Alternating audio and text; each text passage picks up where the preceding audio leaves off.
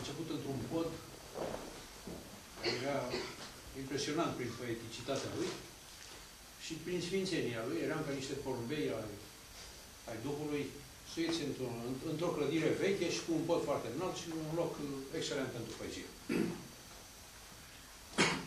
Am ținut aceste întâlniri cu un public mai restrâns sau mai numeros. De data aceasta, putem să aruncăm vina pe vreme.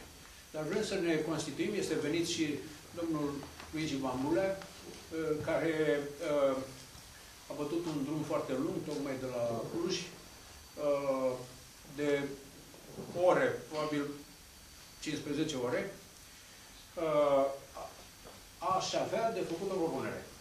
Să organizăm această întâlnire cu o periodicitate știută dinainte, ritmică, să zicem la 2 luni, odată să ne întâlnim, să ne constituim ca un grup cu personalitate și cu identitate, să funcționeze această întâlnire a noastră să fie alcătuită în 2 părți, una care să fie o dezbatere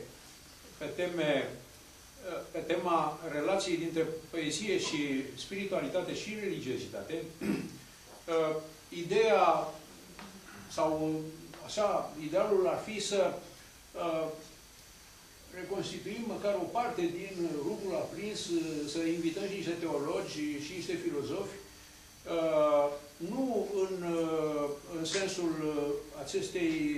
acestui grup care este unic și care a însemnat foarte mult în cultura română, dar măcar folosindu-l ca model să funcționăm și noi, să încercăm să constituim un program pe care să-l și publicăm, să chemăm adepți, deci să ne constituim ca un grup.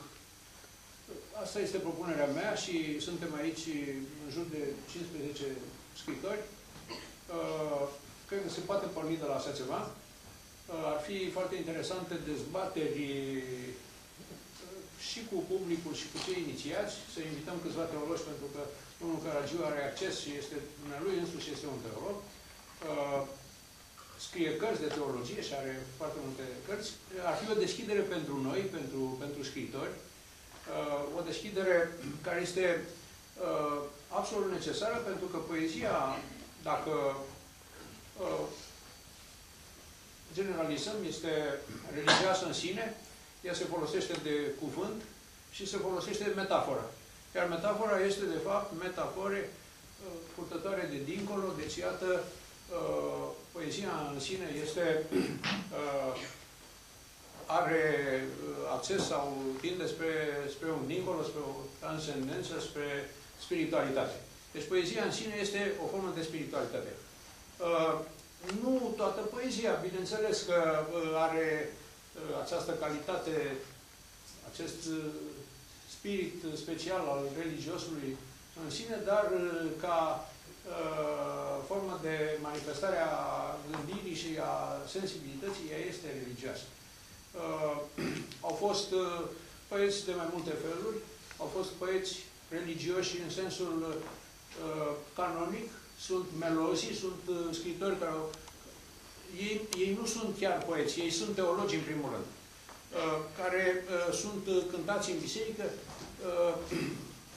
Daniel Sandu Tudor este canonic, el este cântat în biserică, are canonul Rugului Aprins, care îl ține aproape un ceas și care este o poezie extraordinară, dar există și numeroși părinți ai bisericii care au scris imnuri, care au scris poezie religioasă de foarte mare valoare, pe care noi nu o cunoaștem, unii dintre noi sau mulți dintre scritorii de astăzi nu au acces. Cred că o întoarcere spre această poezie extraordinară, spre literatura română veche, chiar spre primele traduceri, Dosofei este un poet extraordinar care este încă neexplorat și încă nevalorizat atât trebuie.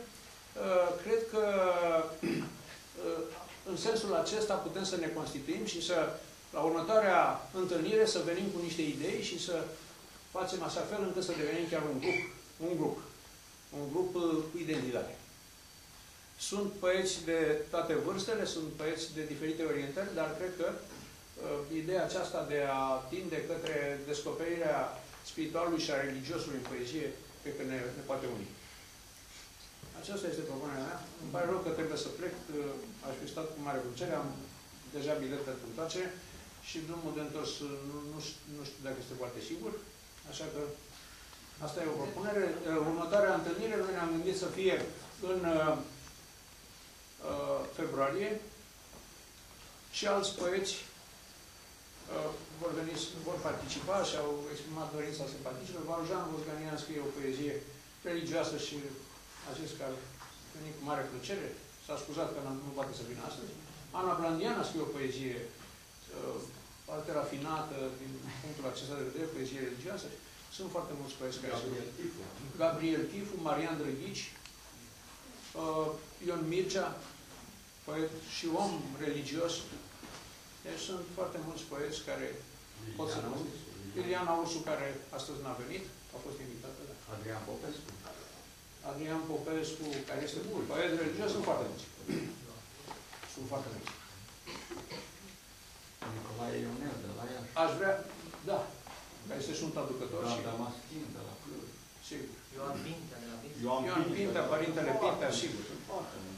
Dar nu neapărat poezie explicit religioasă. Poezia în sine are religiozitate în sensul acesta de spiritualitate, de folosirea metaforei. Metafora este un vehicul către dincolo, către transcendență. Asta și înseamnă metafore, asta și înseamnă. Tot ce se ține de vorbirea transfigurată este poezie religioasă. Cu unele limite, da. Nu înseamnă.